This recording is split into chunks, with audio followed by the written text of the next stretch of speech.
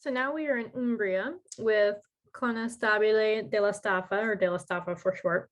And this is it's called Ciliegio, I believe, which means cherry, but is also apparently the name of a horse on the vineyard. Thus, here we have the horse. And that is a play on the grape, which is Ciliegiolo, which is like the second most planted grape in Tuscany, though we don't see it as much because of obviously Sangiovese is really the shining star of the region. But Ciliegiolo is a delicious grape. And the way that they made this one is with like a light extraction, I think like 4 days. And yeah, it's just like the story of della Staffa. So they are two different families that married each other in the 1700s in Umbria.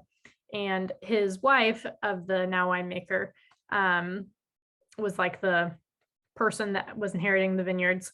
At the time, he was working in Rome, and the claim, which I don't actually know if this is true, is that he was drinking a lot of like the most famous wines at the time. And obviously he doesn't say who, but I'm guessing like big names and like Barolo, Burgundy, Bordeaux, etc., whatever. This is a few decades ago.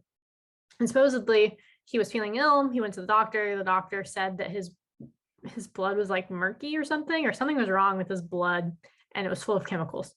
He stopped drinking for 7 months, went back. Supposedly his blood was all fine, no longer tainted with all the chemicals. And he went back to his home in Umbria, was served wine from his family. And they said that he may have been drinking famous wine, but that he wasn't drinking genuine wine. So since then, all their wines are made 0-0, so no sulfur added. And I really do think that it brings something extra to them. It's always risky because obviously there is more risk of the bottles being faulty, but this guy's also been called like the Yoda of natural wine. So it's really hard to find a bad bottle from him because he does an incredible job. So with all that story in mind, let's jump into our Ciliegiolo here. So it's super fresh and expressive is how I would initially say. It's especially in the top, it just smells and it tastes like it's alive, which I think I've said in some of these other videos. Like it smells like it's really hard to put into words, but I think you can get it if you smell this and you smell any other wine next to it that isn't another, like 0-0 really well made wine. So beyond that, on the top, I'm getting like earthier notes, also like maybe like strawberries. Down here,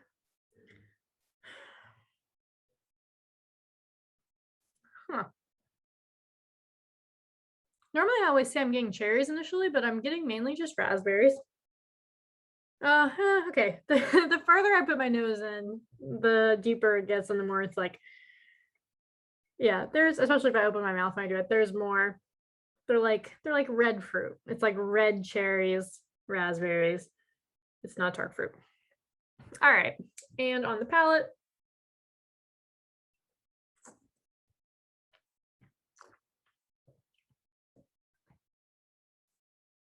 well, that is just delightful. So nice acidity. More tannin than I was honestly expecting it to have based on how it was made, but not a ton.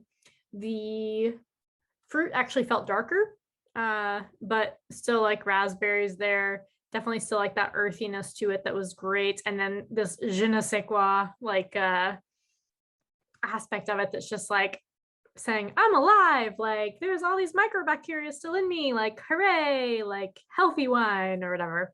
Not that I'm condoning wine is healthy, to be clear, or that I specifically believe that story from earlier, but it's a lovely story that illustrates the idea that we don't want to put a bunch of random chemicals in our body. And if we're going to, at least they're like already naturally in whatever it is that's being made. So with that in mind, it's just like lovely, fresh, red, I think red, obviously it's a red wine, but like red fruit, a little more earthy than I would normally get. So that was nice. So with all those things together, since it's really only kind of like medium bodied across the board, I would not be putting it with any like heavy meats. I would put it with like, what would I put it with? I think it has enough acidity that you can go just general Italian with this, do your like pasta or your like tomato based dishes. I do think that's going to work here. It would also work with like cream sauces. Basically, like it's going to go really well with sauces, but I don't think that it's going to go well with like heavier meats. So that's what I would keep in mind with this. Anything else specifically, I would say